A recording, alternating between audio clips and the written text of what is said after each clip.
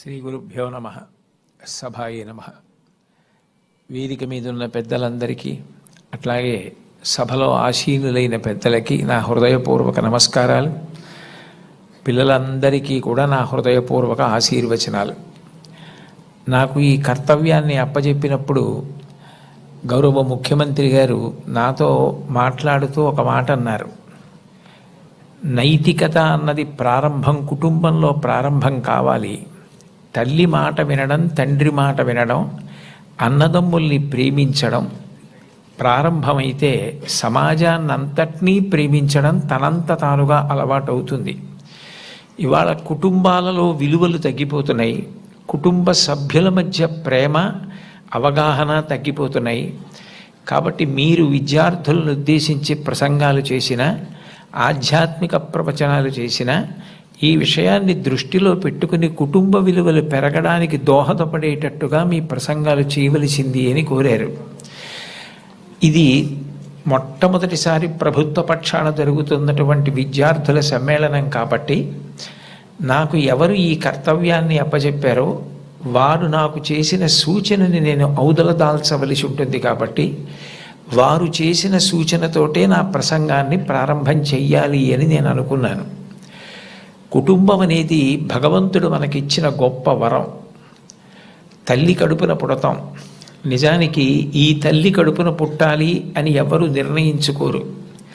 అమ్మ కడుపులో కటిక చీకట్లో తల కిందకి కాళ్ళు పైకి పెట్టి 9 నెలలు పెరిగిన తరువాత తాను విసర్జించిన మలమూత్రములలో ఉంచి పుట్టినటువంటి క్రిమికీటకములే కోమలమైన తన శరీరాన్ని కొరుకుతుంటే బాధపడలేక చిట్ట చివరికి ప్రసవమై తల్లి కడుపులోంచి బయటికి వచ్చినటువంటి శిశువు ఒక్కసారి 6 అడుగుల ఎత్తు ఉన్నటువంటి పెద్ద పెద్ద ఆకారాలు, దీపాలు, కాంతి, దానికి తోడు మాటలు ఇవన్నీ వినపడి శరీరావయవములు పనిచేయడం ఆగిపోయి మూత్రపిండాలు, గుండె మొదలైనటువంటివి కూడా ఆగిపోయే పరిస్థితి ఏర్పడితే అప్పుడు అమ్మ తొలి దైవమై ఆమె యొక్క స్తనము నుండి కోలోస్ట్రం అనబడేటటువంటి పసుపు పచ్చటి ఎరుపు రంగులో ఉన్న ముద్ద, ఒక ద్రవం విడుదలవుతుంది.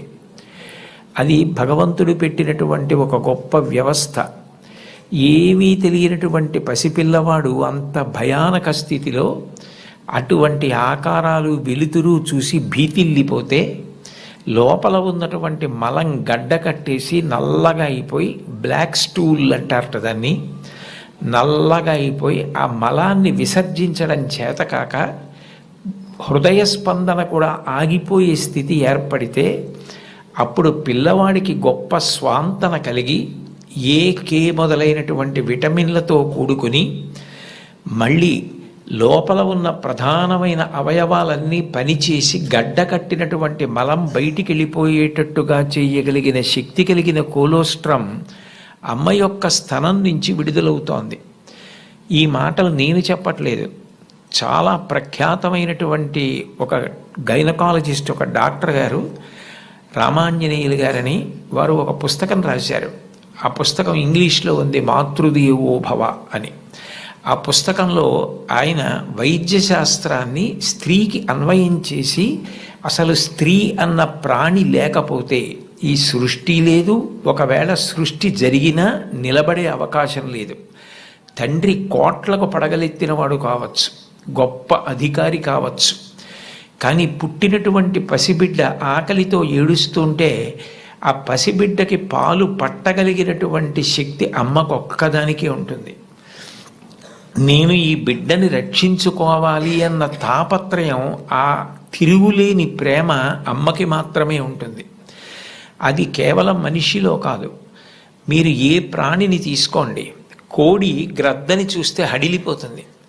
అట్లాంటి కోడి తన గుడ్లని పొదిగి పిల్లల్ని చేసిన తరువాత ఆ పిల్లలు కొంచెం దూరం వెళ్ళి ఏదైనా తింటుంటే ఎక్కడ గ్రద్ద వచ్చి పిల్లల్ని తన్నుకుపోతుందో అని మెడ ఎత్తిపెట్టి ఆకాశం వంక చూస్తూ కొక్కొక్కొక్కొక్కొక్కొక్కొ అంటూ, ఒకవేళ గ్రద్ద వస్తే 2 రెక్కలు ఎత్తిపెట్టి పిల్లలన్నింటినీ రెక్కల కిందకి తెచ్చేసుకుని రెక్కలు ముడిచేసి కంఠం ఎత్తిపెట్టి ముందు నా కంఠాన్ని కోసేసి అప్పుడు నా పిల్లల్ని చెనకు అని గ్రద్దకి ఎదురు తిరుగుతుంది. ఒక కోడికి ఎవరు నేర్పారు తన పిల్లల్ని కాపాడుకోమని? స్త్రీ ప్రాణి. కోడి పుంజుకు లేదు ఈ లక్షణం, కోడి పెట్టకుంది ఈ లక్షణం, ఆడ కుక్కకుంది ఈ లక్షణం, ఆడ పందికుంది ఈ లక్షణం.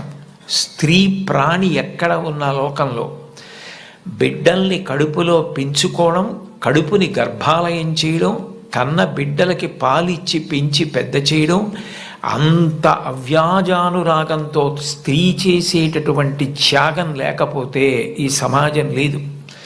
భగవంతుడి మీద తప్ప అన్యం మీద స్తోత్రం చెయ్యని శంకరాచార్యుల వారు తండ్రి మీద కూడా చెప్పల, అమ్మ మీద మాత్రం 5 శ్లోకాలు చెప్పారు.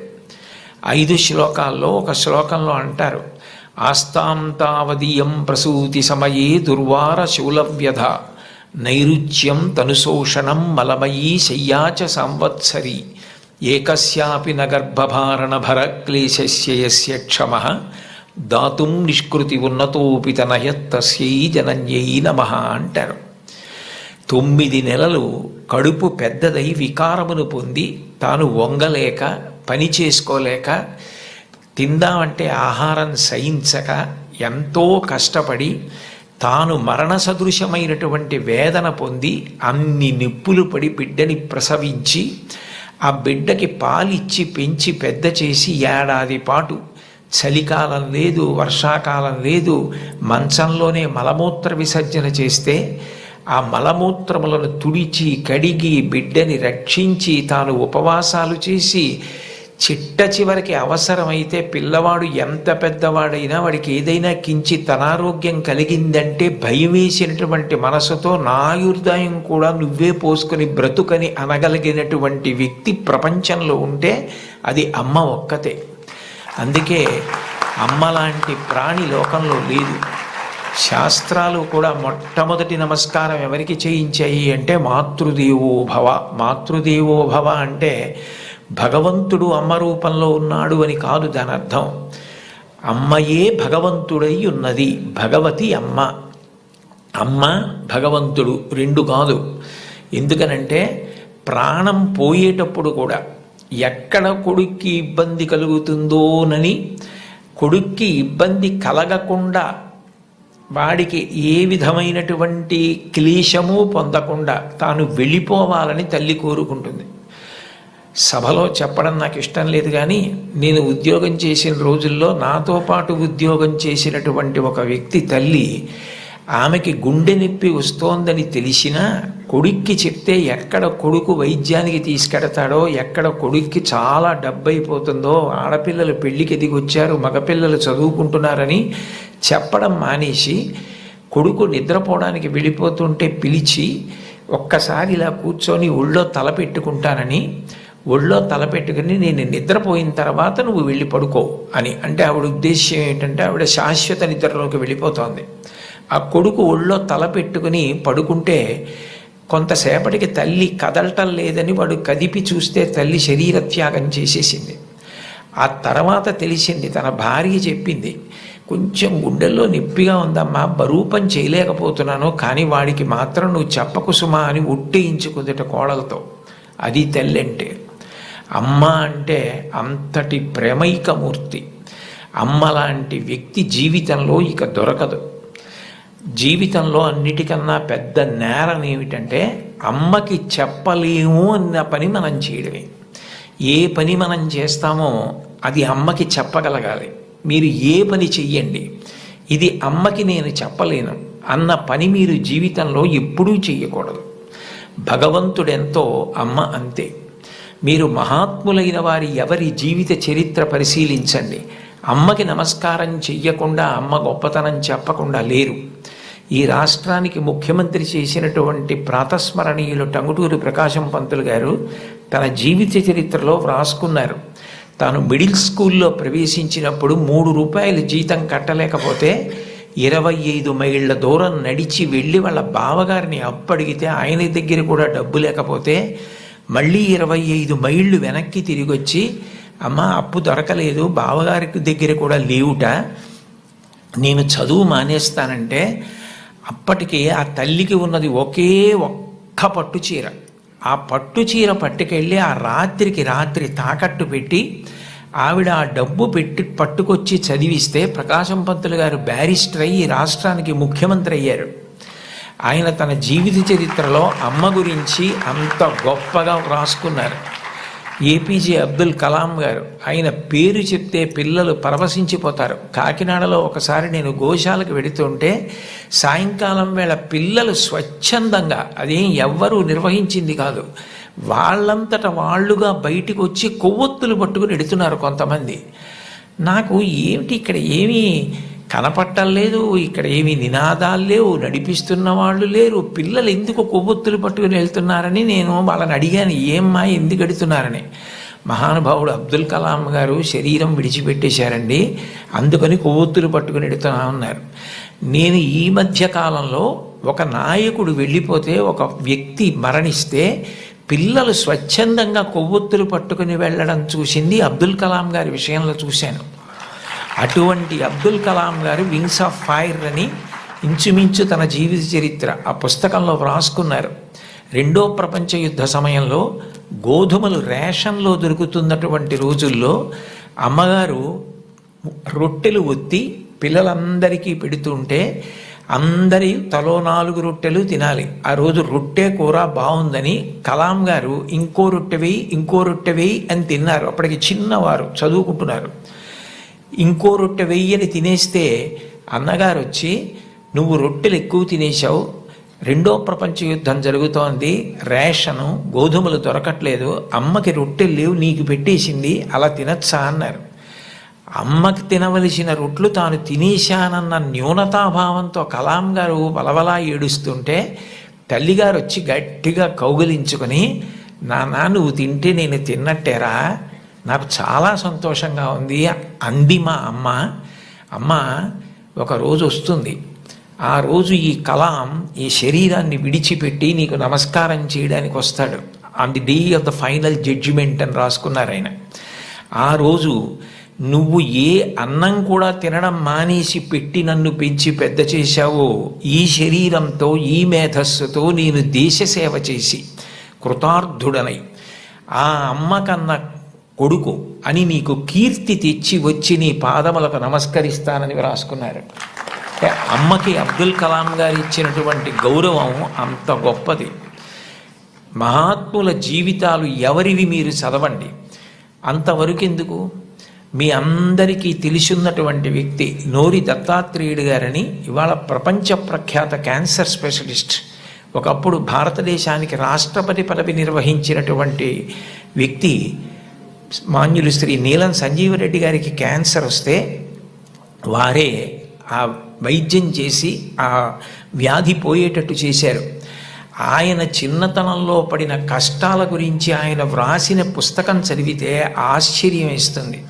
వాళ్ళ అమ్మగారు పడ్డ కష్టం, ఎంత కష్టపడి ఆయన్ని పెంచి పెద్ద చేశారో. ఆయన విదేశాలు వెళ్ళి అంత పెద్ద క్యాన్సర్ స్పెషలిస్ట్ అయిన తర్వాత ఆయన చేసిన మొదటి పని ఏమిటంటే, మా అమ్మ ఒంటి మీద బంగారపు నలుసు లేకుండా అమ్మి మమ్మల్ని పెంచి పెద్ద చేసింది, ఆ అమ్మకి 2 బంగారు గాజులు కొంటే నా జీవితం ధన్యమని గాజులు కొనుక్కుని విదేశాల నుంచి వచ్చి అమ్మ చేతులకి తొడిగి ఆనంద బాష్పాలు కార్చారు. ఈ జాతి మొదటి లక్షణం అమ్మని గౌరవించడం. మాతృదేవో భవ. మీరందరూ పిల్లలు, మీరు నేర్చుకోవలసిన మొట్టమొదటి నియమం ఏది అంటే అమ్మని గౌరవించడం నేర్చుకోండి. అమ్మకి నమస్కారం చెయ్యండి. మీరు పాఠశాలకి వచ్చేటప్పుడు అమ్మకి నమస్కారం చేసి రావడం మీకు అలవాటైతే, మీ అమ్మగారి కన్నా మీకు అత్యంత ప్రేమతో ఆశీర్వచనం చెయ్యగలిగిన వ్యక్తి ఈ సృష్టిలో వేరొకరుండరు. ప్రాణం పోయేటప్పుడు కూడా మీరు వృద్ధిలోకి రావాలని కోరుకునే ఏకైక వ్యక్తి ఎవరైనా ఉంటే తల్లి ఒక్కతే. అంత గొప్పది అమ్మ. బాలమురళీకృష్ణ గారి తల్లి ఆయన పుట్టిన 10 రోజుల్లో మరణించారు. ఆయన వ్రాసుకున్నారు, నన్ను కనడానికే మా అమ్మ పుట్టిందేమో అని రాసుకున్నారు. భారత ప్రధానమంత్రి నరేంద్ర మోదీ గారు ఈ మధ్యకాలంలో ఒక విదేశీ ఛానల్కి ఇచ్చిన ఇంటర్వ్యూ మీరు చూసి ఉంటారు. అసలు నేను ఆశ్చర్యపోయిన ఆయన చెప్పిన మాటలు విని. నిరుపేద కుటుంబంలో పుట్టారు. వాళ్ళ అమ్మగారు అంత కష్టించి పనిచేసేవారు, వాళ్ళ నాన్నగారు కూడా అంత కష్టపడి పనిచేసేవారు. ఆయన ఆ ఇంటర్వ్యూలో ఒక మాట అన్నారు, అసలు నాకు బూట్లు వేసుకోవడం అంటే తెలియదు, కానీ బూట్లు లేవన్న పేదరికం మా మనసుకి అందకుండా మా అమ్మ పెంచింది. అంటే ఉన్నదానిలో అంత తృప్తిగా బ్రతకడం మా అమ్మ నేర్పింది. మాకిది లేదు, మేము చేతకాని వాళ్ళం, మేము వెనకపడిపోయాం అన్న భావన కలిగితే ఉత్సాహం రాదు. అటువంటి భావన కలగకుండా ఎప్పుడూ ఉన్నదానితో తృప్తిగా పరమ సంతోషంగా గడిపాం. అన్నదమ్ములు, అక్క చెల్లెళ్ళు అందరం కలిసి అని ఆయన ఇంటర్వ్యూ చేస్తున్న వ్యక్తి వంక తిరిగి, ఇప్పుడు మన ఇద్దరం కూర్చున్న గది కన్నా కిటికీ లేని ఒకే తలుపు ఉన్న చిన్న గదిలో కలిసి మెలిసి బతికి పడుకుని పెరిగి పెద్దవాడినైన వాడిని చెప్పుకున్నారు. అటువంటి మహోత్కృష్టమైన వ్యక్తులు కూడా తల్లికి తండ్రికి అంత గౌరవం ఇచ్చారు. సందర్భం కాబట్టి ప్రస్తావిస్తున్నాను. మన గౌరవ ముఖ్యమంత్రి నారా చంద్రబాబు నాయుడు గారు స్వయంగా ఒక వ్యాసం రాశారు. తల్లికి జేజే, తండ్రికి జేజే, గురువుకు జేజే అని ఒక పుస్తకం ఉంది. ఆ పుస్తకంలో బహుశా నాకు జ్ఞాపకం ఉంటే 3వ వ్యాసం అనుకుంటాను. ఆ వ్యాసంలో ఆయన ఒక విషయం ప్రస్తావన చేశారు. వాళ్ళ అమ్మగారి పేరు అమ్మಣ್ಣమ్మ గారు. ఆవిడ చిన్నతనంలో చంద్రబాబు నాయుడు గారిని పిలిచి ఒక కథ చెప్పారట. ఒరేయ్ నాన్న, మనిషి కష్టపడాలి. ఎందుకు కష్టపడాలో తెలుసా? ఒకరింట్లో ఒక పంది, ఒక నక్క 2 ఉండేవి. ఆ పంది చాలా కష్టపడి పనిచేసి మధ్యాహ్నం ఇంటికి భోజనానికి వచ్చేది. నక్క పని చేయడం మానేసి చెరుకు తోటల్లో తిరుగుతూ ఊళలు వేస్తూ వచ్చే ముందు బురదలో పొర్లాడి వచ్చేది. పంది ఒళ్ళు కడుక్కుని వచ్చేది. ఇంటికొచ్చి శుభ్రంగా ఉన్న పందిని చూసి ఇదేం పని చేయలేదనుకుని మంచినీళ్లు మాత్రమే పోసేవాడు యజమాని. నక్క ఒంటి నిండా బురదంటించుకోవడం చూసి ఇది బాగా కష్టపడింది అనుకుని బాగా దానికి తిండి పెట్టేవాడు. మోసం ఎన్నాళ్ళు దాగుతుంది? కొన్నాళ్ళకి ఎవరు కష్టపడుతున్నారో తెలిసిపోయింది. తెలిసిపోయిన తర్వాత నక్కని కొట్టి తరిమేసి పందికి తన పిల్లనిచ్చి పెళ్లి చేసి ఇల్లరికం అల్లుడిగా తెచ్చుకున్నాడు రా, ఇంటి పనివాడు ఇంటల్లుడయ్యాడు రా. కష్టపడినవాడు వెనక్కి తిరిగి చూడడు జీవితంలో. కష్టపడడం నేర్చుకో అని మా అమ్మ నాకు చిన్నతనంలో చెప్పింది. మా అమ్మ చెప్పిన కథ నా జీవితానికి దిశానిర్దేశం చేసింది. ఆనాటికి ఈనాటికి ఏనాటికి నాకే కాదు మా ఊరంతటికి అదే భగవద్గీత. నేను యథాతథంగా ఆయన వ్రాసిన వ్యాసంలో మాటలే చెప్తున్నాను. ఆ మాటలే నాకు స్ఫూర్తి. ఇప్పటికీ కష్టపడడం నాకు అంత సంతోషం. ఆ కష్టపడడం అన్నది నేను మా అమ్మగారి దగ్గర నేర్చుకున్నాను. ఆ కష్టపడే ఇవాళ ఈ స్థితికి వచ్చాను. నేను ముఖ్యమంత్రినైనా మా అమ్మగారు మాత్రం మా ఇంట్లో గట్టిగా 3 రోజులు ఉండడానికి ఇష్టపడేది కాదు. మళ్ళీ వెళ్ళిపోయి ఆ నారావారి పల్లెలో తెల్లవారి 5 గంటలకి లేచి గొడ్డు గోద పొలము పనులు అవి చేసుకోవడం, ఆ కష్టపడ్డము ఆవిడికి ఎంత సంతోషము అని అమ్మగారి ప్రేరణతో తాను ఎంత వృద్ధిలోకి వచ్చారో వ్రాసుకున్నారు. నేను ఏదో 4-5 విషయాలు మాత్రమే ప్రస్తావించాను. లోకంలో తల్లిని మించిన దైవం లేదు. మీరు జీవితంలో ఎప్పుడైనా అమ్మ నువ్వేం చేశావని అడిగితే, మీరు అమ్మకి చెప్పలేని స్థితి కలిగితే, మీరు చేసిన పని మీ అమ్మగారికి మీరు చెప్పలేకపోతే అంతకన్నా ఆత్మద్రోహం ఇంకొకటి లేదు. మీరు ఏది చేసినా మీ అమ్మగారికి చెప్పగలగాలి. ఇది నేను మా అమ్మకి చెప్పలేను అన్న పని చెయ్యకండి. మీరు ఒకవేళ తప్పు చేసినా మిమ్మల్ని క్షమించడానికి సిద్ధంగా ఉండే మొదటి వ్యక్తి ఈ ప్రపంచంలో ఎవరైనా ఉంటే అమ్మే. అమ్మకి చెప్పకుండా ఉండకండి. అమ్మ ఒకవేళ మిమ్మల్ని దెబ్బలాడి ఇక పైన ఇట్లా చెయ్యకు అంటే ఇక మళ్ళీ ఆ తప్పు చెయ్యకండి. మీరు పిల్లలు కాబట్టి ఒకసారి చెయ్యొచ్చు ఎప్పుడైనా, కానీ పొరపాటు జరిగినా మీ అమ్మగారికి చెప్పండి, వద్దంటే మాత్రం చేయకండి.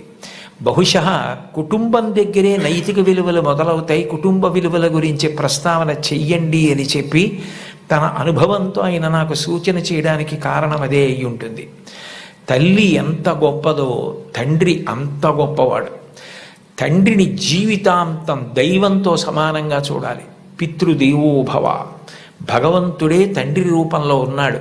వేదంలో యజుర్వేదంలో అష్టమానువాకంలో రుద్రాధ్యాయంలో అంటారు, నమ శంకరాయచ మయస్కరాయచ నమ శివాయచ శివతరాయచ అని. మన కంటికి కనపడని భగవంతుడు తండ్రి రూపంలో ఇంట్లో తిరుగుతున్నాడు.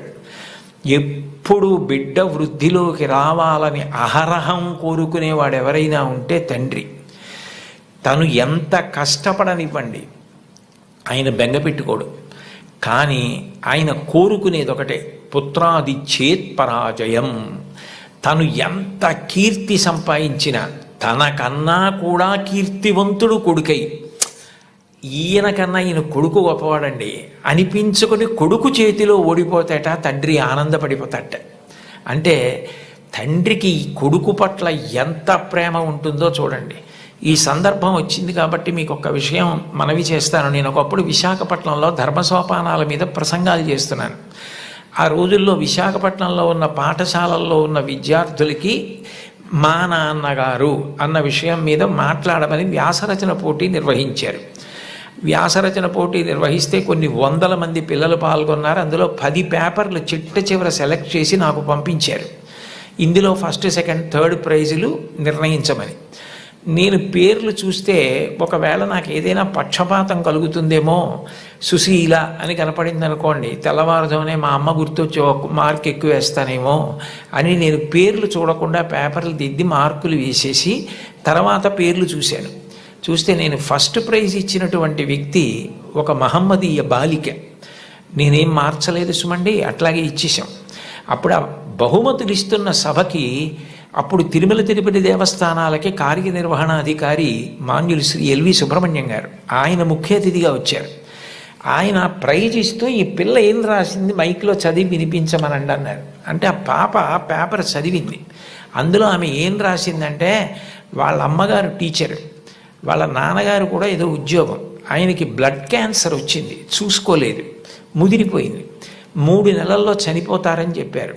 ఆయన తన భార్య దగ్గరికి వెళ్ళి అడిగింది ఏంటంటే, ఈ 3 నెలలు నేను చనిపోతానన్న విషయం పిల్లలకి చెప్పద్దు, వాళ్ళు ఏడిస్తే నేను చూడలేను, నేను చనిపోయాక వాళ్ళు ఇటు ఏడుస్తారు, అప్పుడు నేను ఆపలేను, నేను బ్రతికుండగా వాళ్ళు ఏడవడం నేను చూడలేను, కాబట్టి నేను చనిపోతాను 3 నెలల్లో అన్న విషయాన్ని మాత్రం నా పిల్లలకి చెప్పద్దని రాత్రింబవళ్ళు హక్కున చేర్చుకొని మా భవిష్యత్తు కోసం ఇంకా కష్టపడి అంత జాగ్రత్తగా వ్యవస్థ చేసి 3 నెలల తర్వాత ఆయన మరణిస్తారని తెలిసి చిట్ట చివరి కాలంలో 3 దగ్గర పెట్టుకుని చెప్పకుండా అంత ప్రేమ చూపించి కన్నుల నీరు కారుస్తూ 3 వంక గుడ్లు తిప్పుతూ ప్రాణం వదిలేశారు ఆయన.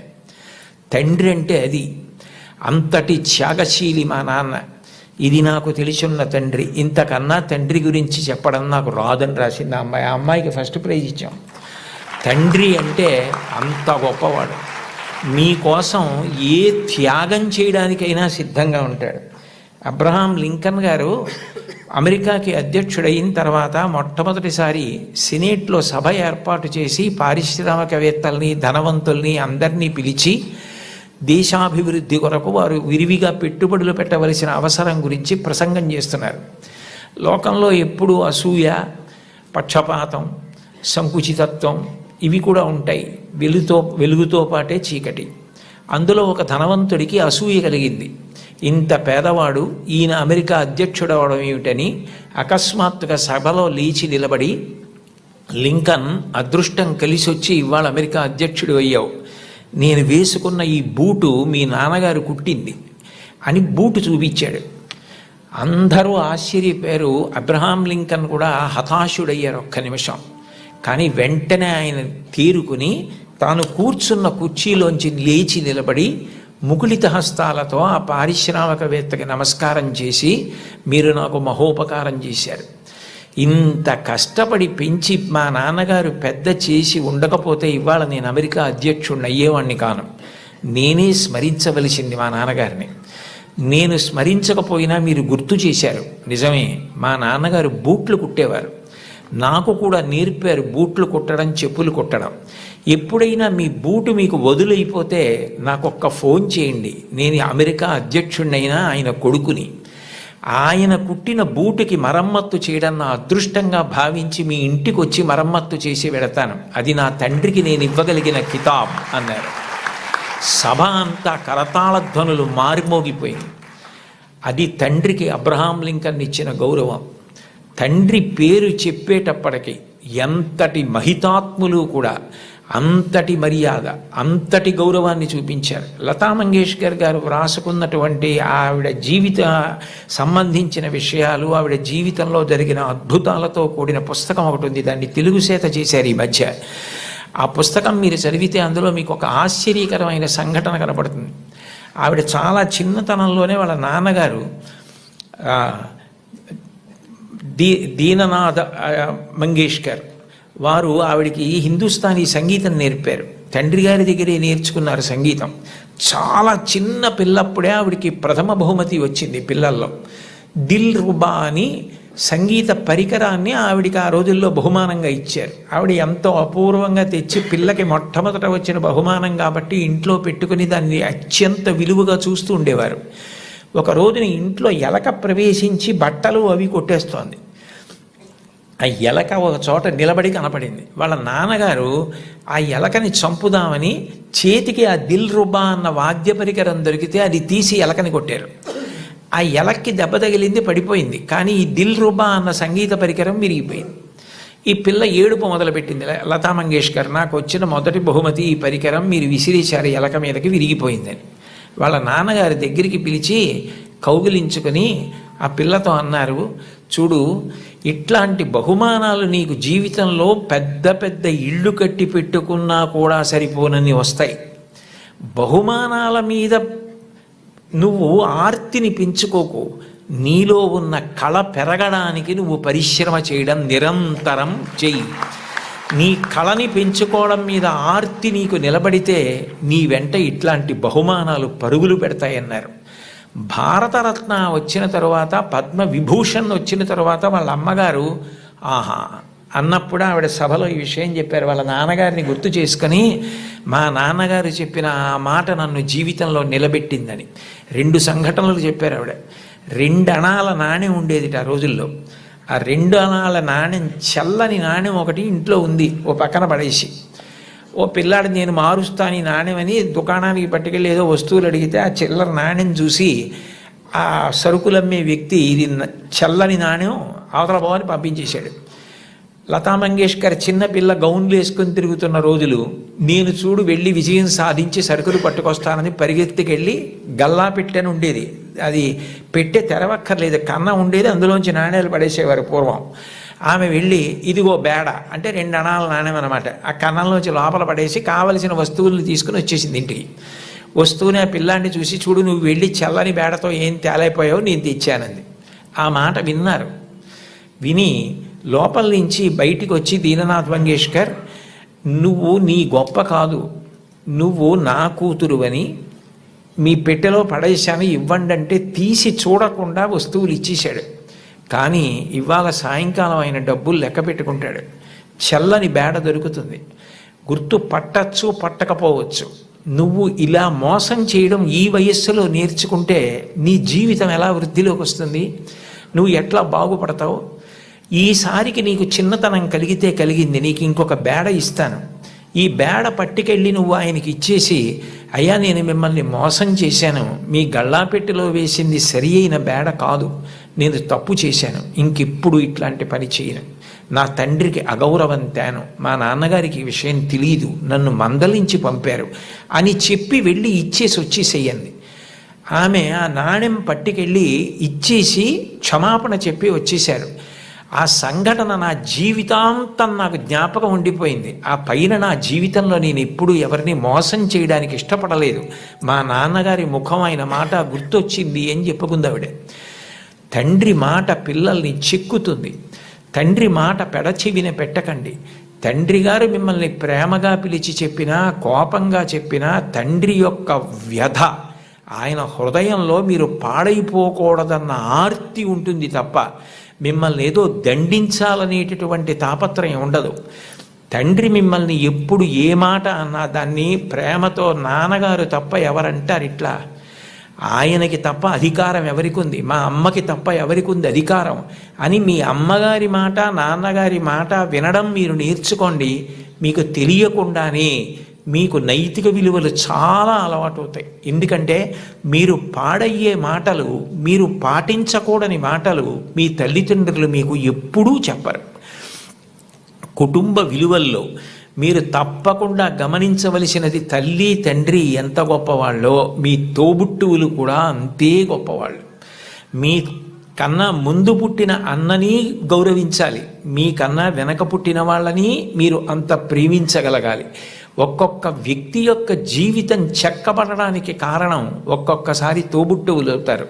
Playing it in my way అని సచిన్ టెండూల్కర్ ఒక పుస్తకం రాశారు. మీరందరికీ పిల్లలు కాబట్టి మీకు బహుశా సచిన్ టెండూల్కర్ గారు అంటే చాలా ప్రీతి ఉంటుంది. మీరు ఆయన రాసిన పుస్తకం చదివారేమో అని నేను అనుకుంటున్నాను, కొంతమంది పిల్లలైనా. అందులో ఆయన ఒక విషయం రాశారు. ఆయన చిన్నతనంలో ఆ రోజుల్లో అచ్రేకర్ గారిని క్రికెట్లో ఆయన దగ్గర నేర్చుకోవడం అంటే చాలా గొప్ప. అచ్రేకర్ గారి దగ్గర క్రికెట్లో శిక్షణ పొందడం కోసం టెండూల్కర్ గారు వెళ్ళినప్పుడు ఆయన్ని తీసుకెళ్ళింది ఆయన అన్నగారు అజిత్. అచ్రేకర్ టెండూల్కర్ని నిలబెట్టి కొన్ని బాల్స్ బౌలింగ్ చేయించి ఏది ఆడు అన్నారు. అస్సలు సరిగా ఆడలేకపోయారు టెండూల్కర్. ఆడలేకపోతే వెంటనే గురువుగారు అచ్రేకర్ చూసి, అబ్బాయి పిల్లవాడు ఇంకా సరిపోడు, వచ్చే వేసంకాలం సెలవుల్లో తీసుకురండి అన్నారు. అన్నగారు అజిత్ పరిగెత్తుకుంటూ అచ్రేకర్ దగ్గరికి వెళ్ళి, కాదు మా వాడి వ్యక్తిత్వంలో ఒక బలహీనత ఉంది, వాడు చాలా మొహమాటస్తుడు, సిగ్గు, భయం, బిడియం, మీరు చూస్తున్నారన్న బిడియంతో ఆడలేకపోయాడు. మీరు సరే నువ్వు కాసేపు ఆడుతుండు, నాకు పనుంది అని దయచేసి మీరు కొంచెం దూరంగా వెళ్ళిపోయి మా వాడి ఆట తీరు పరిశీలించండి, అప్పుడు మీకు నచ్చకపోతే మా వాడిని తీసుకోవద్దన్నారు. ఏమిటో ఈ పిల్లాడు ఇంత ఆర్తిగా చెప్తున్నాడు తమ్ముడు గురించి చూద్దామని అచ్రేకర్ గారు సరే అట్లాగే చేస్తానని, టెండూల్కర్ నువ్వు ఆడుతుండు, నాకు చిన్న పనుంది మళ్ళీ వస్తానని దూరంగా వెళ్ళిపోయి చూశారు. అద్భుతమైన స్ట్రైట్ డ్రైవ్స్ కొడుతున్నాడు టెండూల్కర్ గారు. చూసి ఆశ్చర్యపోయినటువంటి అచ్రేకర్ తిరిగి వచ్చి టెండూల్కర్ని శిక్షణ ఇవ్వడానికి తీసుకున్నారు. అచ్రేకర్ చెప్పినటువంటి పాఠాలు, బంతిని ఎలా ఆడాలన్న దాని విషయంలో గురువు నేర్పినటువంటి మాట ఎంత పని చేసిందంటే టెండూల్కర్ మీద అలసట అన్నది లేదు. ఆఖరికి బంతేసేవాడు లేకపోతే మేజోడు సాక్లో క్రికెట్ బాల్ కట్టి తాడు కట్టి గడప మధ్యలో కట్టుకుని అటు ఇటు వెళ్లకుండా స్ట్రైట్ డ్రైవ్స్ కొట్టడం ప్రాక్టీస్ చేశారు వాళ్ళ మేనత్ ఇంట్లో. ఆ తర్వాత భారతరత్న అయ్యారు టెండూల్కర్. ఆయన గొప్పతనం ఎక్కడుందంటే టెండూల్కర్ది, అంత గొప్పవాడై భారతరత్న అయిన తర్వాత, పార్లమెంట్ మెంబర్ అయిన తర్వాత గురువుగారు అచ్రేకర్ మరణిస్తే ఆయన వెళ్ళి పాడి మోసాడు టెండూల్కర్. అది గురువు పట్ల ఇవ్వవలసిన గౌరవం. తల్లి తండ్రి ఎంత గొప్పవారో గురువు అంత గొప్పవాడు. తోడ పుట్టినవాడు అంత అక్కరకొస్తారు. జీవితంలో తోడ పుట్టిన వాళ్ళన్న వాళ్ళు మాత్రం వాళ్ళే. ఎక్కడికి వెళ్ళినా స్నేహితులు దొరకచ్చు, ఎక్కడికి వెళ్ళినా బంధువులు ఉండొచ్చు. దేశే కళత్రాణి దేశే చ బాంధవాహ తంతు దేశం నపశ్యామి ఎత్ర భ్రాత సహోదర అంటాడు రామాయణంలో రాముడు. ఎక్కడికి వెళ్ళినా బంధువులు స్నేహితులు దొరకచ్చు, కానీ తోడ పుట్టిన వాళ్ళన్న వాళ్ళు మాత్రం ఆ జన్మకి వాళ్ళే. వాళ్ళని ప్రేమించడం, వాళ్ళతో దెబ్బలాడకపోవడం, వాళ్ళతో ప్రేమ భావనతో ఉండడం, వాళ్ళతో గౌరవంగా ఉండడం, చెల్లిని తమ్ముణ్ణి మార్గదర్శనం చేసి సచిన్ టెండూల్కర్కి అజిత్ చేసినట్టు చక్కగా వృద్ధిలోకి రావడం తెలుసుకోండి. అంతవరకు ఎందుకు అంటే ఒక్కొక్క విషయం తీసుకునేటప్పటికీ నాకు ఏవేవో జ్ఞాపకానికి వచ్చేస్తుంటాయి. అబ్దుల్ కలాం గారే వింగ్స్ ఆఫ్ ఫైర్లో ఒక చోట రాసుకున్నారు, ఆయనకి కోరిక, తపన ఎట్లాగైనా మెడ్రాస్ ఇన్స్టిట్యూట్ ఆఫ్ టెక్నాలజీలో ఏరోనాటికల్ ఇంజనీరింగ్ చదవాలని. సీట్ వచ్చింది. 1000 రూపాయలు కట్టాలి. ఆ రోజుల్లో 1000 రూపాయలు లేవు, నాన్నగారికి ఇచ్చే పరిస్థితి లేదు, ఆయన కలలు నెరవేరే అవకాశం లేదు. అటువంటప్పుడు ఆయన తోబుట్టువు జోహ్రా అనుకుంటాను, నేను చాలా రోజులైంది చదివి, ఆ జోహ్రా ఆయన తోబుట్టువు ఆమె చేతి గాజులు గొలుసులు తాకట్టు పెట్టి తీసుకొచ్చి కలాం గారికి ఇచ్చి నువ్వు చదువుకో అంది. కలాం గారు ఆనంద భాష్పాలతో ప్రతిజ్ఞ చేశారు, స్కాలర్షిప్ సంపాదించి నేను నీ నగలు కుదువ నుంచి విడిపించి మళ్ళీ నీకు తీసుకొచ్చి ఇచ్చేస్తాను చెల్లి అని చెప్పి, అక్క అని చెప్పి ఆయన వెళ్ళి చదువుకుని ఎంత గొప్పవారయ్యారో మీకు అందరికీ తెలుసు. తోబుట్టువులు అంత గొప్పగా ఆదుకుంటారు. తోబుట్టువులను నిర్లక్ష్యం చేయడం, మా అన్నయ్యతో నాకు మాటలు లేవండి, మా తమ్ముడితో నాకు మాటలు లేవండి, మా అక్కతో నాకు మాటలు లేవండి, ఈ మాట అనడం చాలా దారుణం. నీ తోడబుట్టిన వాడితోటే నువ్వు సర్దుకోవడం చేత కాని వాడివి సమాజంలో ఎవరితో సర్దుకుంటావు, ఎవరితో శాశ్వతంగా స్నేహాన్ని నెరపగలుగుతావు? నిన్నెవరు నమ్ముతారు? ఎంతమంది వచ్చినా నీ తోబుట్టువులు నీ ఇంటికి రాకపోతే ఏమిటో ఆయన ఊరందరికీ చెప్తారు కానండి, వాళ్ళ తమ్ముడే వాళ్ళ ఇంటికి రాడు, వాళ్ళ అన్నయ్యే వాళ్ళ ఇంటికి రాడు అంటారు. విలితి ప్రసంగం అవుతుంది. తోబుట్టువులతో సఖ్యత ఎప్పుడూ పాటించాలి. ఘర్షణ అన్నది ఉంటుంది. ఒక్కొక్కటి మనకిష్టమైంది తమ్ముడికి ఇష్టం లేకపోవచ్చు. ఏది ఇష్టం లేదో దాన్ని పరిహరించండి. ప్రేమగా ఉండడం, ప్రేమ పంచడం, అందరితో కలిసిమెలిసి ఉండడం బాగా నేర్చుకోండి. కుటుంబంలో మీరు ఏది నేర్చుకున్నారో అదే ముందుకొచ్చి పెద్దదవుతుంది సమాజంలో. కుటుంబంలో పెద్దవాళ్ళు తల్లిదండ్రులు ఉంటారు, సమానులు ఉంటారు, కింద చెల్లెళ్ళు ఉంటారు, తమ్ముళ్ళు ఉంటారు. మీరు దాన్ని పెంచితే, ఆ గది గోడలు పెంచితే అదే సమాజం. మీరు సమాజంలోకి వచ్చారనుకోండి, మీకన్నా బాగా చదువుకునే వాళ్ళు ఉంటారు. మీకన్నా బాగా చదువుకునే వాళ్ళని చూసి మీరు అసూయ పడకూడదు. వీళ్ళు ఎంత కష్టపడితే నాకన్నా ఇన్ని మార్కులు సంపాదించగలిగారు, కాబట్టి నేను కూడా కష్టపడతాను, కష్టపడి వీళ్లతో సమాన స్థాయిని పొందుతానని వాళ్ళని గౌరవించడం నేర్చుకోండి. మీతో సమానంగా మార్కులు వచ్చేవాళ్ళు ఉంటారు, నాతో సమానుడు అనకండి. అఫీషియల్ లాంగ్వేజ్లో మై ఈక్వలెంట్ కౌంటర్ పార్ట్ అంటుంటారు. అలా ఉదాసీన భావం పొందకండి. నాతో సమానుడంటే నేను ఎంత కష్టపడితే నాకు ఈ మార్కులు వచ్చాయి, అతను కూడా అంత కష్టపడితే కదా వచ్చాయి. కాబట్టి ఇతన్ని నేను గౌరవించాలని ప్రేమించండి. మీకన్నా తక్కువ వాళ్ళు ఎప్పుడన్నా కనపడ్డారనుకోండి, సమాజంలో మనకన్నా కింద ఉన్నవాడు, మనకన్నా పైన ఉన్నవాడు, మనకన్నా సమానుడు కనపడకుండా ఉండడు. ఈ ముగ్గురు కనపడి తీరుతారు మీకు. మీకన్నా చిన్నవాడు కనపడితే మీరు పరిహసించడం, వెటకారం ఆడడం, వాళ్ళని తక్కువ చేసి చూడడం నేర్చుకుంటే అంతకన్నా మానవత్వానికి చేటు ఇంకొకటి లేదు. మనకన్నా ఎవరైనా తక్కువలో కనపడితే వాళ్ళు వృద్ధిలోకి రావాలని మనస్ఫూర్తిగా భగవంతుణ్ణి ప్రార్థించాలి. వాళ్ళు గౌరవింపబడాలి అని కోరుకోవాలి. అంతేకాని తక్కువ చేసి చూడడం అన్నది జీవితంలో ఎప్పుడూ నేర్చుకోకూడదు. నీ తమ్ముడైతే నీ తమ్ముడికి ఒక్క మార్కు తక్కువ వస్తే వాడికి రావాలని ఎలా కోరుకుంటావో, నీ కుటుంబం గదులు ఆ గోడలు పోతే అది పెద్దదైతే అది సమాజం అవుతుంది. నువ్వు ఇంట్లో ఏం నేర్చుకున్నావో అదే రేపు సమాజంలో నువ్వు అమలు చేయగలుగుతావు. నీ ఇంట నీ తల్లిదండ్రుల్ని గౌరవించడం చేత కాకపోతే నీ గురువుని గౌరవించలేవు, నువ్వు ఎవ్వరినీ గౌరవించలేవు, ఎవ్వరిని గారిని సంబోధించలేవు. ఎంతటి మహాత్ముడు కానివ్వండి, ఆయన్ని ఏకవచన ప్రయోగం చేసి వాడు వీడు అని మాట్లాడడం అలవాటు అవుతుంది. మన ఎదురుగుండా ఉన్నారా లేరా అని కాదు, పెద్దల గురించి మాట్లాడేటప్పుడు గౌరవంగా సంబోధించి మాట్లాడడం. పెద్దల పట్ల మాట్లాడేటప్పుడు మనం అనవసరంగా విమర్శించడం మర్యాద కాదు. వారి పట్ల మనం కృతజ్ఞతతో మర్యాదగా ఉండడం నేర్చుకోవాలన్నది మీరు చిన్నతనంలో తరగతి గదిలో అభ్యాసం చేసినది ఏదుందో రేపు పౌరులైన తర్వాత సమాజంలో మీరు అదే చెయ్యడం కొనసాగింపుగా చేస్తారు. అందుకని మీరు తరగతి గదిని కేవలం పాఠాలు చదువుకోవడానికి మాత్రమే పనికొచ్చేటటువంటి వ్యవస్థగా చూడకండి. సర్వే వేదవిదశూరా, సర్వే లోకహితే రతా, సర్వే జ్ఞానోపసంపన్నా, సర్వే సముదితా గుణై.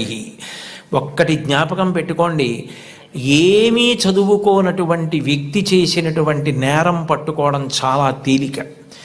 ఆరితేరిన గజదొంగ కూడా కంటి చూపు తగ్గితే దొరికిపోతాడు. ఎప్పుడో అప్పుడు దొంగతనాలు చేసే వ్యక్తి దొరుకుతాడు. చాలా బాగా చదువుకుని, గొప్ప ఇంజనీరింగ్ చదువుకుని, ఎంతో విద్య వచ్చిన తరువాత తనకొచ్చినటువంటి గొప్ప విద్యని ఆసరాగా చేసుకొని ఇతరులను మోసం చేసి కోట్లు సంపాదించడానికి అలవాటు పడ్డాడనుకోండి, అతను ప్రపంచంలో ఎక్కడెక్కడో దాగి ఏవేవో చేస్తున్నా అతన్ని పట్టుకోవడానికి పోలీస్ వ్యవస్థ అంతా కష్టపడవలసి వస్తుంది. చదువుకున్నవాడి చదువు దేనికి పనికి రావాలి అంటే సమాజాన్ని ఉద్ధరించడానికి పనికి రావాలి. అంతేకాని చదువుకున్న చదువు సమాజాన్ని పాడు చేయడానికి పనికి రాకూడదు. మీరు ఒక కలెక్టర్ అయితే మీరు కలెక్టర్గా గుర్తుండిపోయేటట్టుగా జిల్లాని పరిపాలించగలగాలి. ఒక్కొక్క కలెక్టర్ అలా జ్ఞాపకం ఉండిపోతారు. సందర్భం వచ్చింది కాబట్టి నేను చెప్తున్నాను. కార్తికేయ మిశ్రా గారని మా జిల్లాకి కలెక్టర్గా వచ్చారు. డొక్కా సీతమ్మ గారి విగ్రహం పెడుతూ ఆయన డొక్కా సీతమ్మ గారి గురించి నేను ప్రసంగాలు చేశానని మా ఇంటికి వచ్చారు.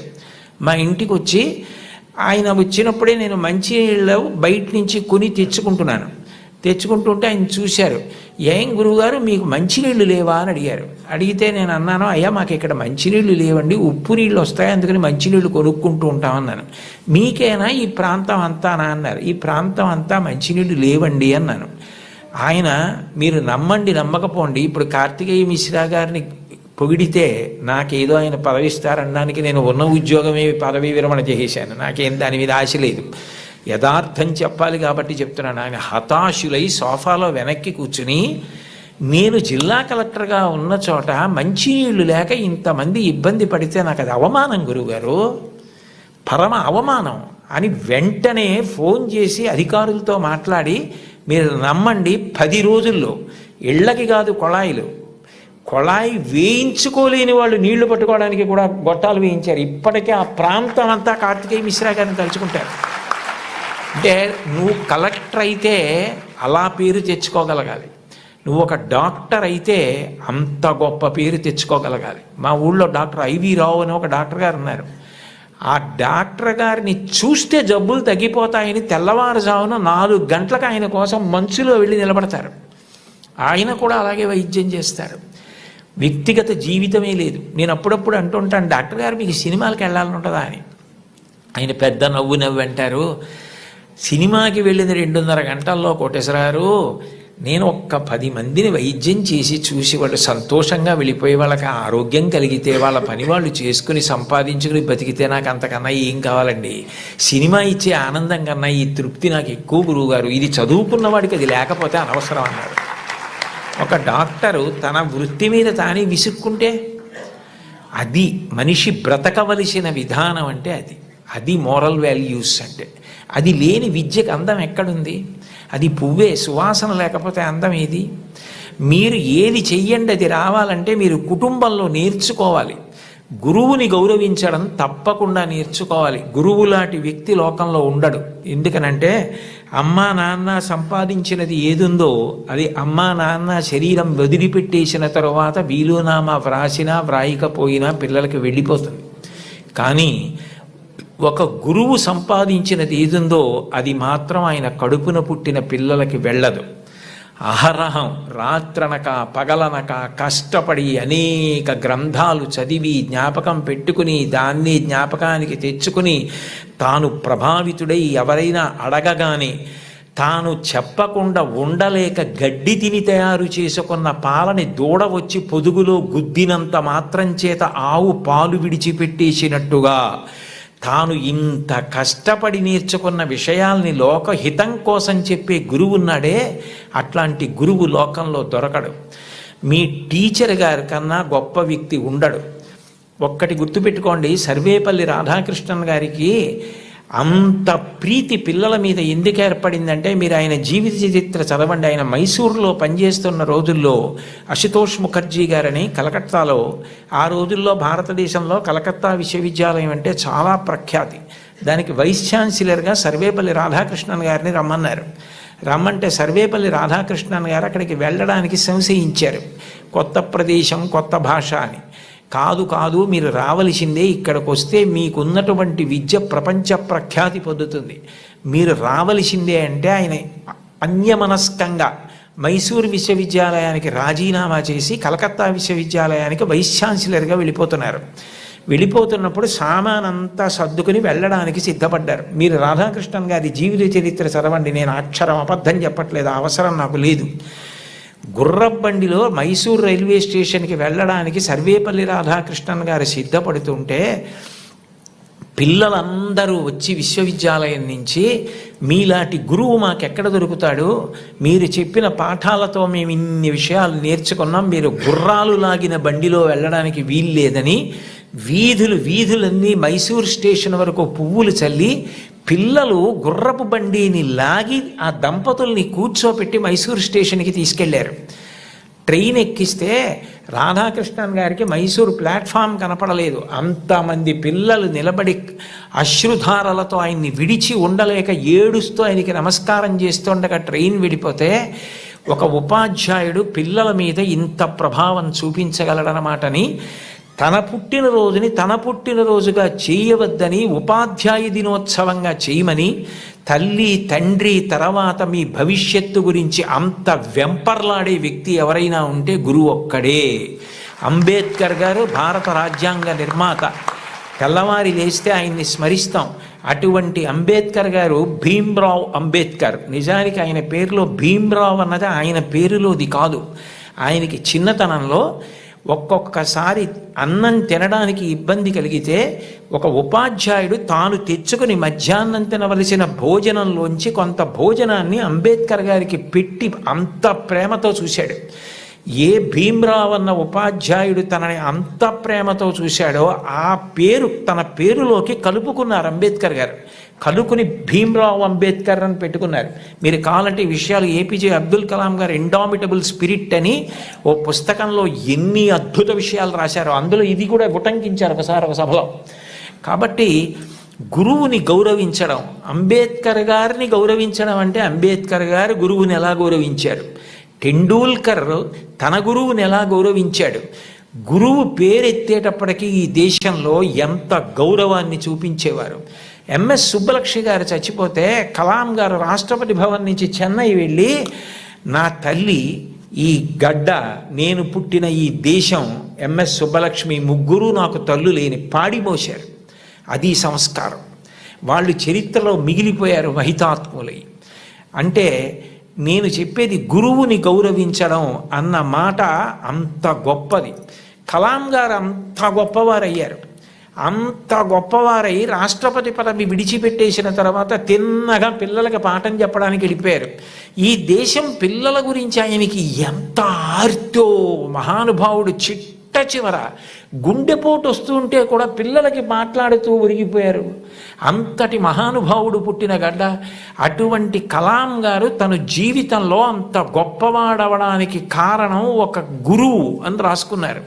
చిన్నప్పుడు కలాం గారు పాఠం వింటుంటే విమానం గురించి పాఠం చెప్పారు. శివసుబ్రహ్మణ్య అయ్యర్ అని ఆయన పాఠం చెప్పి పిల్లలందరిని అడిగారు, అర్థమైందా అని అడిగారు.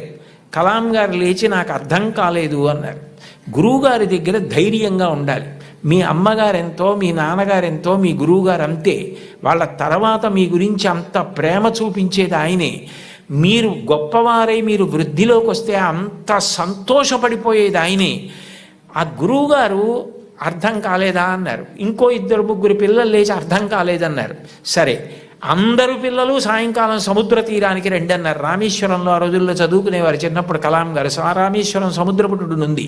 అందరూ సముద్రపుటుడికి వెడితే ఒక పక్షి ఎలా ఎగురుతుందో, గాలిలో ఎలా వెడుతుందో, తిరగవలసి వస్తే కంఠం తోకని ఆధారం చేసి ఎలా తిరుగుతుందో, ఎలా దిగుతుందో పక్షిని చూపిస్తూ పాఠం చెప్పారు. అది ఆ పక్షిని చూస్తూ విన్న చిన్ని కలాం గారి మనసులో ఏరోనాటికల్ ఇంజనీరింగ్ మీద బీజాలు పడ్డాయి. వెళ్ళి గురువుగారిని అడిగారు, నాకు ఇలా అవ్వాలంటే ఏం చెయ్యాలని. నువ్వు ఏరోనాటికల్ ఇంజనీరింగ్ చదవాలి, మెడ్రాస్ ఇన్స్టిట్యూట్ ఆఫ్ టెక్నాలజీలో చేరాలి, నువ్వు బాగా చదవాలన్నారు. న్యూస్ పేపర్లు పట్టుకెళ్ళి, అది కూడా ఎక్కడో తీసుకుని కాదు, వెళ్ళిపోతున్న ట్రైన్లోంచి పేపర్లు విసిరేస్తే ఆ బండిల్ తీసుకుని న్యూస్ పేపర్లు సైకిల్ కట్టుకుని ప్రతి ఇంటికి పట్టుకెళ్ళి న్యూస్ పేపర్లు ఇచ్చి చదువుకున్నారు అబ్దుల్ కలాం గారు. మీలో చాలామంది పిల్లలకి తల్లిదండ్రులు తమ రక్తాన్ని డబ్బుగా మార్చి సౌకర్యాలు ఇచ్చి చదివిస్తున్నారు. మహాత్ముల యొక్క జీవిత చరిత్రలు చదవండి. కేవలం మీ పాఠ్యపుస్తకాలు చదవద్దని నేను అనను. మీ యొక్క పాఠశాలల్లో, గ్రంథాలయాల్లో ఆటోబయోగ్రఫీసు, బయోగ్రఫీసు పెట్టించుకోండి. మీ టీచర్స్ని అడగండి, ఎంత సంతోషిస్తారో. అంతవరకు ఎందుకు, ఇంకొకసారి ఏ నెల్లూరులోనో సభ చేసినప్పుడు తప్పకుండా నేను కూడా ఇలాంటి సభల్లో 1-2 జీవిత చరిత్రలు బహూకరించడానికి ప్రయత్నిస్తాను. ఎందుకనంటే అవి మనని చెక్కుతాయి. కలాం గారు అంత గొప్పవాడయ్యాడంటే ఒక గురువు కారణం. మీరు కలాం గారు వ్రాసుకున్న పుస్తకాలు చదవండి. ఆయనకి టీచర్ అన్న మాట వస్తే ఈ cannot resist himself without developing a single sentence into A paragraph. ఒక సెంటెన్స్లో చెప్పవలసిన దాన్ని పారాగ్రాఫ్గా చెప్పకుండా ఆయన ఉండలేరు.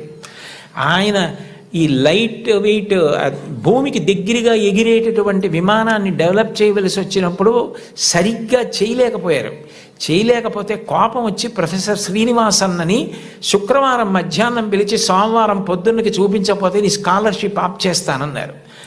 టిఫిన్ తినలేదు, స్నానం సరిగ్గా చేయలేదు, భోజనం ఏం చేశారో తెలియదు, రాత్రింబవళ్ళు వర్క్ చేశారు. సోమవారం పొద్దున్నే ఆ టెన్నిస్ ఆడుకుని ప్రొఫెసర్ శ్రీనివాసన్ వెళ్ళిపోతూ హాస్టల్ రూమ్లో కలాం ఏం చేస్తున్నాడని తొంగి చూశారు.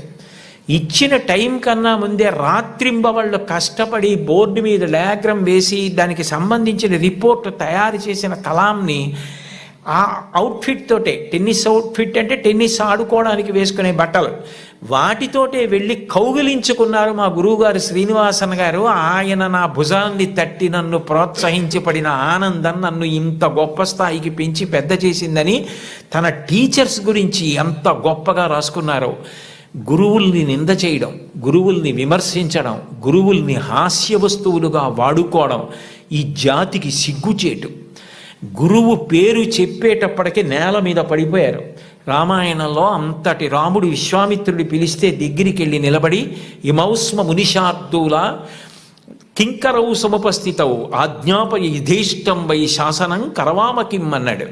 గురువుగారు లోకంలో ఎవరు చెప్పినా సలహా, మీరు చెప్తే మాత్రం ఆజ్ఞ. గురువుగారు చెప్తే ఆజ్ఞ, అందులో నేను తలపెట్టను. ఈ పని చేసి పెడతావా అని ఇప్పుడు అడక్కండి, ఈ పని చెయ్యరా రామా అనండి, నేను మీ కింకరుణ్ణి గురువుగారు అన్నాడు. ఇది ఈ జాతి నేర్పినటువంటి విషయం. మీరు ఏ మహాత్ముణ్ణి తీసుకోండి, టంగుటూరు ప్రకాశం పంతులు గారు జీవిత చరిత్రలో వ్రాసుకున్నారు. డబ్బు కట్టలేక కష్టాలు పడి ఇతర పనులు చేస్తూ రోజు పాఠం వినలేకపోయిన పిల్లల్ని ఆ రోజుల్లో సుందర శివయ్య గారని ఒక హెడ్ మాస్టర్ ఇంటికి తీసుకెళ్ళి కూర్చోపెట్టుకుని పాఠాలు చెప్పి వృద్ధిలోకి తెచ్చారు. ఆయన కారణం నేను వృద్ధిలోకి రావడానికని రాసుకున్నారు. ఆయన నడక అలా ఉండేది, ఆయన ప్రవర్తన అలా ఉండేది, ఆయన పాఠం చెప్తే అలా ఉండేదని పక్కనే గుంటూరులో మాజేటి గురవయ్య పాఠశాల అన్న పాఠశాలలో నరసయ్య గారని ఆయన చెప్పిన పాఠాలు, ఆయన వ్యవహరించిన తీరు నన్ను అంత ప్రభావితుణ్ణి చేశాయని మహానుభావుడు ఆయన నోరి దత్తాత్రేయుడు గారు తన జీవిత చరిత్రలో రాసుకున్నారు. గురువులు మనిషిని చెక్కుతారు, ఒక శిలలోంచి శిల్పాన్ని చెక్కుతారు. ఓ సరస్వతీదేవి విగ్రహాన్ని ఒక రాయి తీసుకొచ్చి చెక్కితే శిల్పి దాని మీద ఎక్కి కూర్చుని చెక్కుతాడు. కళ్ళు చెక్కేటప్పుడు చిట్ట చివర ఎంతో జాగ్రత్తగా చెక్కుతాడు. ఉలిని పెట్టి సుత్తి పెట్టి కొడతాడు. ఆఖరణ దానికి అధివాసాలు చేసి గుళ్ళోకి తీసుకొచ్చి ప్రతిష్ఠ చేస్తారు. ప్రతిష్ఠ చేసిన తర్వాత చెక్కిన శిల్పి కూడా నమస్కారం చేస్తాడు. ఆ శిల్పి చెక్కాడు కాబట్టి మన అందరి ఆర్తి తీర్చుకోవడానికి ఆ మూర్తి ముందు నిలబడి నమస్కరిస్తున్నాం. ఈ సమాజంలో గౌరవింపబడిన మహనీయులందరూ గురువులు చెక్కిన శిల్పాలే, అది వాళ్ళే వ్రాసుకున్నారు. గురువుని గౌరవించడం అన్నది అంత గొప్ప ఈ జాతిలో. తల్లిని గౌరవించండి, తండ్రిని గౌరవించండి, మీ తోబుట్టువుల్ని ప్రేమగా చూడండి, మీ తోటి వారిని ప్రేమించండి, గురువుల్ని గౌరవించండి. మీరు నైతిక విలువలతో మీరు మీ వీధిలో ఉంటే ఆయన మా వీధిలో ఉన్నాడని వీధిలో వాళ్ళు పొంగిపోవాలి. మీరు కుటుంబంలో ఉంటే వాడు మా అన్నయ్య, మా తమ్ముడు, మా కుటుంబ సభ్యుడు, నా కొడుకు అని తల్లిదండ్రులు పొంగిపోవాలి, మా ఊరి వాళ్ళు పొంగిపోవాలి, దేశం పొంగిపోవాలి. అంతటి వారు అయి తీరుతారు.